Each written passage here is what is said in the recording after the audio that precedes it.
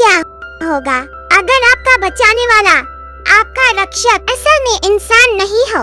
क्या होगा अगर वही रक्षक आपकी जिंदगी से जुड़ा हुआ एक खतरनाक रहस्य हो? यह है K-ड्रामा माय डीमन की कहानी। जंगुआन एक रहस्यमयी डेमन है जो लगभग 200 साल से धरती पर रह रहा है।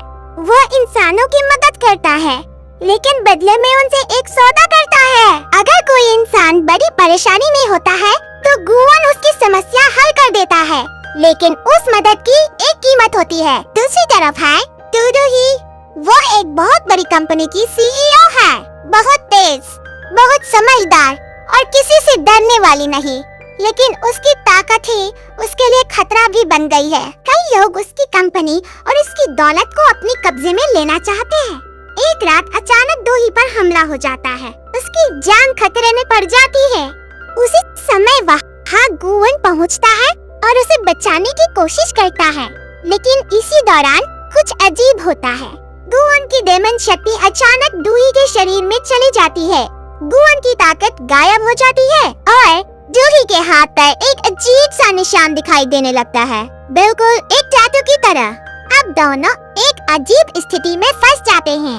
गुआन अपनी शक्तियाँ वापस चाहता है और डूही को अपनी जान की सुरक्षा चाहिए। इसी कारण दोनों एक फैसला लेते हैं जो देखने में बहुत अजीब लगता है। दोनों शादी करने का नाटक करते हैं।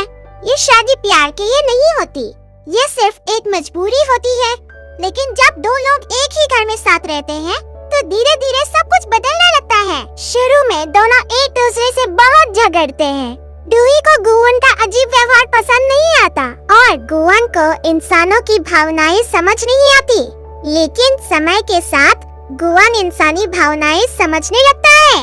वह सीखता है कि लोगों के लिए प्यार, भरोसा और रिश्ते कितने मायने रखते हैं। डूही भी धीरे धीरे समझने लगती है कि गुआन उतना बुरा नहीं है जितना वो सोचती थी। उनकी नफरत धीरे धीरे दोस्ती में बदलने लगती है और दोस्ती प्यार में। लेकिन कहानी यहाँ खत्म नहीं होती।